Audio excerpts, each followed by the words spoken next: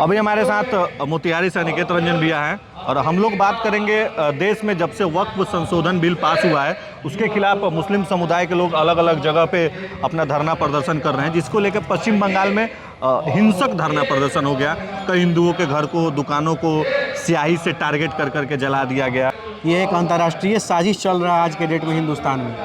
ये साजिश कई जगह पे चल रहा है, लेकिन इसके शिकार सबसे पहले मुर्शिदाबाद हो गया। मुर्शिदाबाद इसलिए हो गया क्योंकि जहाँ भी मुस्लिम समाज के अच्छे लोग हैं उनको कोई दिक्कत नहीं है, हिंदू राष्ट्र हो जाए चाहे क्या हो जाए, उससे मतलब नहीं है। सबको अपने बच्चों की पढ़ाई इंपॉर्टेंट है, अपना रोजगार इंपॉर्टेंट है। उन लोगों के सियासी मामलों से कोई मतलब नहीं होता है। लेकिन कुछ लोग हैं। भैया मैं पूरा करता हूँ। मुर्शिदाबाद के आसपास कुछ अच्छे मुसलमान होंगे ना, वो क्यों नहीं गए उस जगह पे उनका मदद करने? मैं आपको बता रहा हूँ, मैं उसी चीज़ का बता रहा हूँ। ये उन्हीं अच्छे लोगों के वजह से ये सारी बदनामी हो रही है, क्योंकि अच्छे लोग भी उन्हीं के भीड़ में शामिल होकर के अच्छे लोग घर में गलत चुपचाप करते बैठे हैं। सही है। तो कहा जाता है समाज में अनाचार तभी होता है जब समाज के सदाचारी लोग चुप हो जाते हैं। अगर सदाचारी लोग बोलने लगे तो अनाचार तो होगा ही नहीं। तो मुर्शिदाबाद में अगर घटना कोई घटा है तो वहाँ के सबसे ज़्यादा कोई दोषी है तो वहाँ के स्थानीय मुसलमान दोषी हैं। नहीं, जो देश आपको खाना दे रहा है, जो देश आपको ज़मीन दे रहा है, जो देश आपको हवा पानी दे रहा है, उस देश से गद्दारी क्यों करेंगे किसी और के चढ़ावे बहकावे में? ISIS का एजेंट सब एक्टिव हो चुका है, स्लीपर सेल वहाँ एक्टिव है। अल्लाह के नाम पर कुरान का फर्जी कुरान का झूठा चीज़ समझा करके उनका माइंड वॉश करके उनसे दंगा करवाया जाता है। तो मैं तो कहता हूँ बिहार के लोगों को कि अभियोग बुद्धि है, आँख खुलल है तो सीख लो, देख लो, समझ लो। काहे कि वह दुकान जादव जी का भी था, पासवान जी का भी था, पंडित जी का भी था, राजपूत भाई का भी था, सारा जाति लोग का था। तो वहाँ जात देख के दुकान नहीं चलाया गया है, धर्म देख के दुकान जला दिया गया है। तो सीधी सी बात है। और बंगाल से तो बिहार को सीखने की जरूरत है ना। हम सटे हुए हैं, हमारे किशनगंज, पूर्णिया, अररिया, फरबिसगंज तो लगभग बंगाल के चपेट में है। अगर हम नहीं 5,000 में फर्जी ID करके बांग्लादेशियों को बसा दिया जा रहा है। ये षड्यंत्र चल रहा है, ये साजिश चल रही है। नहीं तो इसको रोकेगा कौन? और अगर ये रुक गया है, जैसे आपका मैंने वीडियो देखा, आपने जो आरोप लगाया इस वीडियो को शुरू में, मैं उससे कहीं अलग नहीं रहा हूँ। मैं उसका समर्थन करूँ कि ना करूँ मुझे समझ में नहीं आ रहा, लेकिन इतना जरूर कहूँगा कि अब तक वहाँ राष्ट्रपति शासन लागू हो जाना चाहिए था।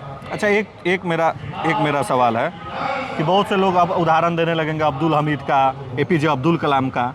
हम उनसे कहते हैं आप एक उदाहरण दीजिए कि आपके किसी भी प्रकार का कोई जुलूस, चाहे करबला का हो, चाहे मुहर्रम का हो, चाहे ईद का हो, जिस पे हिंदुओं ने पत्थर फेंका हो, बताइए ना, उदाहरण दीजिए हमको। एक भी करबला का जुलूस हो, एक भी मतलब दाह का जुलूस हो जहाँ पे हिंदुओं के द्वारा पत्थरबाजी हुआ हो, भी नहीं है, कहीं नहीं। तो फिर हमारे ही धर्म पे क्यों पत्थर बरसाया जाता है? यही तो बड़ा साजिश है ना, यही तो सबसे बड़ा साजिश है।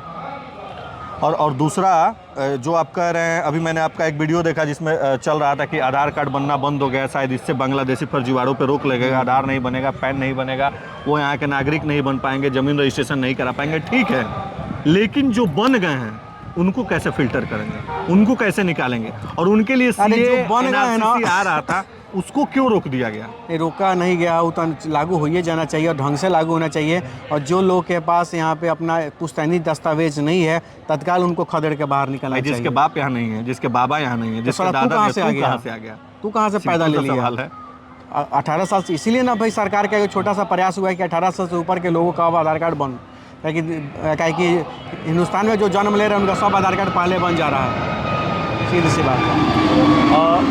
और ममता बनर्जी जो है, ममता बनर्जी तो मुस्लिम नहीं है, लेकिन उनका मुस्लिम के प्रति प्रेम और उनको ममता बनर्जी का जो हरकत है उस आदमी बंगाल के बारे में अब भी सोचना नहीं शुरू की ढंग से, तो बंगाल एक दिन बांग्लादेश जैसा का हालत वो बनवा देगी खुद। बांग्लादेशियों को घुसा के आज जिस तरह से शेख हसीना भागी है बांग्लादेश से, उस तरह से ममता बनर्जी को भी भागना पड़ेगा बंगाल छोड़ के। ये क्योंकि जिन लोगों को आश्रय दे रही है ना, ये जो असामाजिक तत्व हैं, जिन लोगों को आश्रय दे रही हैं, वो लोग काम पूरा होने के बाद इनको सबसे पहले ख़त्म करेगा। क्योंकि बम को गले लगाइएगा तो सबसे पहले तो लोग तो उड़बे करेगा, आपका भी तो उड़ना तय है ना मर्दे। ये ममता बनर्जी को भी समझ में नहीं आ रहा है। और वीडियो वायरल हुआ है जो वक्फ की कमेटी बनी थी, जो उस पर सारा चीज़ गठन करके जिन्होंने संशोधन का कानून बनाया था, जो टीम गठित हुई थी, उसके अध्यक्ष थे जगदम्बिका पाल जी। तो एक वीडियो रिसेंटली वायरल हो रहा है कि वो ओवैसी जो है संसद भवन में रो रहे हैं, और बाद में इन हाउस, मतलब वहाँ से निकलने के बाद, हाउस से निकलने के बाद बाहर जब वो लोग डिनर कर रहे हैं तो ठहाके लगा के हंस रहे अरे वो हैं। सारा चीज तो उनसे लोगों का प्रेरित स्क्रिप्ट होकर पे मुसलमान चलता है। दंगा क्यों कर रहे हैं? वही ना।